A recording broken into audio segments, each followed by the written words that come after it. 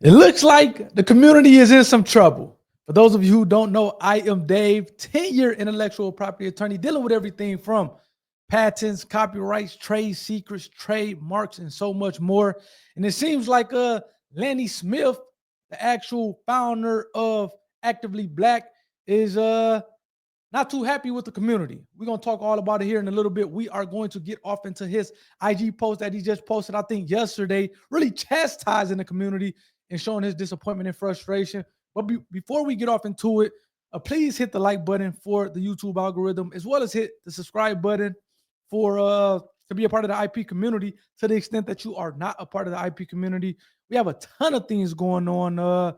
We do these Shark Tank reaction videos where we kind of, go through and I give you my thoughts on the Shark Tank pitches. I actually bring a lot of those Shark Tank guests onto the platform and do hour-long interview going through their journey, how they built the business and protect the IP.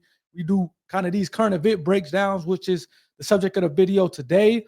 And then we do some IP lawsuits, breaking down some IP lawsuits. Our 1 hour live show, which I'll be going live later on this evening, kind of talking about a number of things, including a IP lawsuit. So we do a number of things on this channel. And I think it'll be something that you can get down with. So please hit that subscribe button. Another thing from a housekeeping standpoint, I have a few members only videos. One of them where I'm kind of going through a copyright. I'm filing my own copyright in real time. So it's a ton of information value of that video. Then I just actually kind of posted another members only video where I'm talking to the chief operating officer of U.S. Inventors. I was down at the Shark Tank conference in January now in Tampa, Florida, and we had a real and raw conversation that was unexpected. So I kind of was able to capture that. And those two videos are members only videos just because of the content, the value that's in that those videos. So you have to be a member to see those videos, but please go check them out because again, it's a lot of value there. So let me kind of go through the backdrop of what we have here with Actively Black. For those of you who don't know Actively Black, again, it's a clothing line. Just think of and that's been out maybe for a number of years now, for several years, 4 or 5 years. He's been endorsed by some big time people. I think Travis Hunter, who's going to be probably top 2 or 3 pick in the NFL draft for next month. He was wearing Actively Black or had signed to deal with Actively Black when he was in college before he ultimately signed with Adidas. You had Iverson, which is my favorite basketball player growing up. If you go to Actively Black, the IG page, which again I'm going to pull up here, you'll see Iverson endorsing their product. I think Lanny Smith, who again is the founder, I think he played in the NBA for a short stint.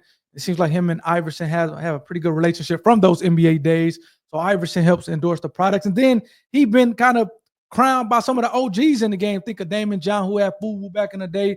It seems like Damon has essentially passed the torch to Lanny Smith. So again, this Actively Black and Lanny Smith, they're doing some big things here. And it seems like in this Instagram post, he's kind of upset with the community. It seems like Temu, and we all know how I feel about Temu, or maybe it was Shein, but Temu, Shein is all the same thing in my eyes.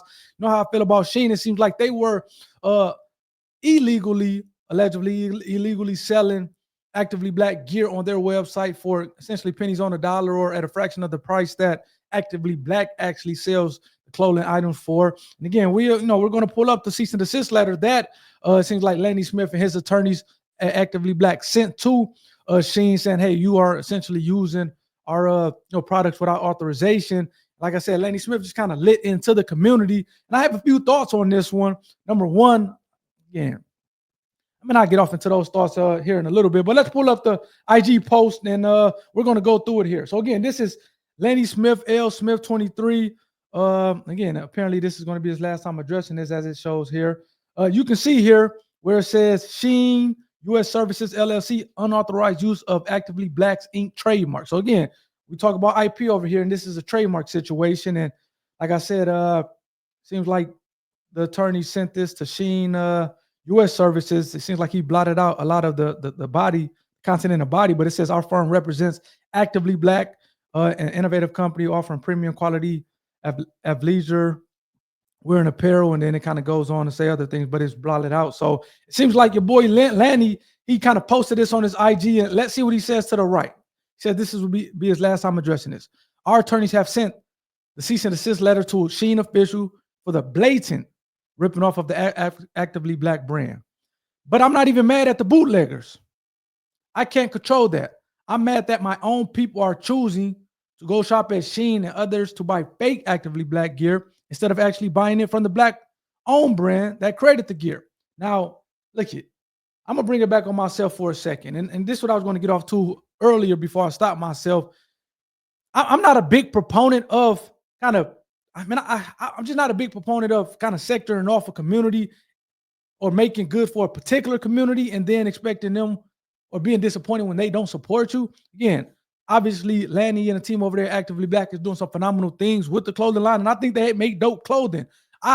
Me personally, if I was building a business, I'm not. I mean, obviously, we are providing a niche product, and whoever rocks with you is going to rock with you, regardless of their socio-economic status, their color, whatever the case may be, their beliefs, or whatever the case may be. I don't like kind of making a business for a particular race of people or group of people, even though he's looking to try to do some good things for the Black community. Because again, I think what you will see here, a lot of times that community doesn't support you. You want to provide something, and then whoever supports you is going to support you, and that's going to be your tribe and be your community, as opposed to expecting this kind of particular subset of the community, in this case, the Black community, to support you because you're making clothing for them. And then when they don't support you for whatever reason, you're kind of upset and going off on IG. So that's kind of my thoughts. Why I don't, I mean, again, I get it. He has made Actively Black clothing line, and they've been successful. They made millions of dollars up until this point in time, but you're always going to get that kind of resistance or those issues from just kind of really the Black community in general, unfortunately. So kind of that's my issues with maybe not doing that, but obviously he's here now. Let's finish out what he has to say here, and then we're going to look at some of the postings of, I guess, the people, the Black people in the Black community. So let's go here. It says, I see all the comments about Actively Black being too expensive and costing too much. What do you mean here? Let's go see here. Seems like way too chill. Commenting, I like the clothes and support the concept, but $100 for a hoodie? Heck no. Most Black people willing to support their culture, but not at that cost. Black businesses that truly support the culture, the community, aren't trying to take advantage of willingness.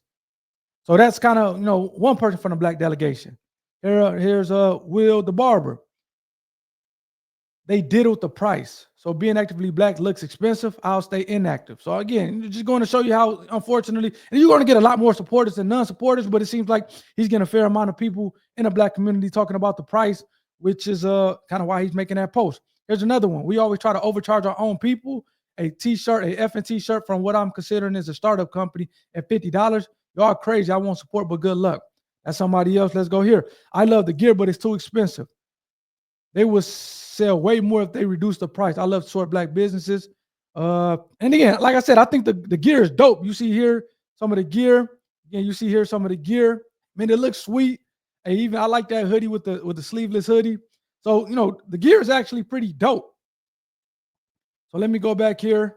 We're going to finish this. We're going to finish his Instagram post, but bringing it back on myself. And this is the reason why I don't necessarily like making a business that's really kind of dependent more or less on one particular community, that being essentially the Black community or the Black sector of the community. Because, hey, put out the shirt and whoever rocks with it, whether they're Black, whether they're white, whether they're Asian, whether they're Hispanic, whatever the case may be. I'm gonna pull up that brand now here really quick. Aviator Nation. I did a breakdown because unfortunately Adidas was suing them for trademark infringement. This was a while ago, and I had kind of did a breakdown of that lawsuit. But again, people on Actively Black, Lanny Smith, talking about, hey, your stuff is too expensive. Look at t-shirts, $83. His t-shirts was only, I think, $50. T-shirts, $83.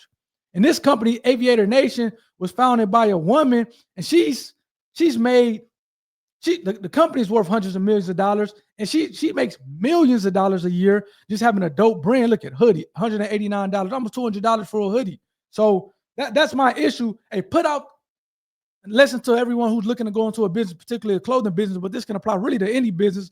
If you're going to kind of create a business, whether it's clothing, a product, man, put the product out, and whoever supports you is going to support you, whether they're Black, whether they're white, like I said, whether it's Hispanic, Asian, whatever the case may be. Aviator Nation, like I said, the woman, she created the brand, and again, it can be looked at as an expensive brand, almost $200 for a hoodie, almost $100 for a t-shirt, but she makes millions of dollars. Again, she has a community, her community is very kind of in tune with what they're doing, and companies worth hundreds of millions of dollars. So ultimately, my point in saying that is, people who rock with your clothing, who's gonna rock with your business, they're gonna find you. Don't kind of try to, she's not saying, okay, I'm making these clothing for this part of the community or that part of the community, the white community or the women. No, it's like, hey, I'm putting out dope clothing. Because again, I think Actively Black has dope clothing. So they're putting out dope clothing, and whoever rocks with them, regardless of what color it is. And I think, in my opinion, I think Actively Black should have went with that. Even though really is Actively Black, you could say it's for a black brand. I would have just put out the clothing. Whoever rocked with it is going to rock with it. That's kind of how I feel about it, regardless of the price. Because again, people complaining about a $50 t-shirt, $100 hoodie, whatever the case may be, where I'm showing you $100 million plus brand that has $200 hoodies and $100 t-shirts, and nobody's complaining because her tribe rocks with her. And if you don't rock with her, you don't like the clothing, you don't want to spend the money, then you're just not part of her tribe. So that's kind of my thoughts on that. Let's kind of get back to this Instagram post to finish it up. I would love to hear from you guys in the comment section. Let me know if you guys disagree with me on my take, but that's kind of where I'm at with it. Let's finish the post here. It says, money that I know 99. Okay, so in just 4 years, he donated millions of dollars back into the black community. Money that I know 99.9% of the people would have put in their own bank accounts and been out here stunting on their own people instead. I have hired black people. I painstakingly invested in making sure we use the best athleisure fabrics on the planet and the best manufacturing so that nobody has to sacrifice quality when buying black owned.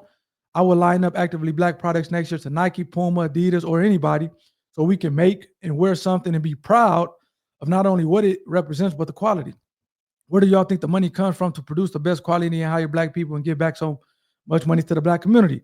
Our people have generated billions of dollars in revenue for these brands that don't give a damn about us, but we will do this to a black-owned brand that is literally uplifting and giving back to black people. I'm tired. I'm angry.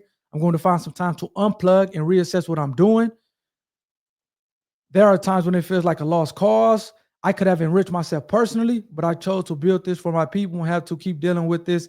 It's just tiring. I deal with racist, death threats, robbing threats, and my own people stealing from us constantly. Then we will wonder why we don't have any black-owned brands that scale and reach the levels of others that exist. So clearly, Lenny is pretty off. I didn't even show that. I didn't even have it up. Well, anyway, Lenny is definitely upset, especially to the tune of making a post about his frustration. And again, I think it just kind of underscores what I was talking about at the beginning. Hey, man, when you're building a business, in my opinion, just make dope product, put it out. Don't try to ostracize other parts of the community by having it and saying it's just for this particular group of people. Whoever rocks with it is going to rock with it, whether they're black, white, like I said, Asian, Hispanic, whatever the case may be, blue, purple, green. Whoever's going to rock with it, whoever's going to support you, they're going to support you. They're going to pay the money. They're going to be happy about paying the money. And you don't have to be frustrated making posts like this, telling people that, hey, I'm tired, I'm angry, I'm not sure what I'm doing. That's just my thoughts. But maybe you guys disagree with me. I would love to hear from you guys in the comment section. Again, going back to the really the beginning of this thing with sending that cease and desist letter to Shein. I love the fact that he's protecting the brand, protecting the IP, because that's really the value in a lot of these businesses is kind of the IP, and he's definitely protecting that. We all know about Shein and kind of them, trying to, take people products, take people brands and sell it for a fraction of the cost, try to make money. And it seems like they got caught with their hands in a cookie jar. So again, shouts out for Lanny Smith and the team over at Actively Black for calling out Shein, and hopefully that gets resolved. Hopefully kind of they can find some common ground in terms of kind of the black community, or maybe just opening the clothing line up to people who want to support him. And everything has a happily ever after ending. So those are my thoughts. Like I said, please hit the like button for the YouTube algorithm. Please hit the subscribe button. And I'll catch you guys on the next one. Peace.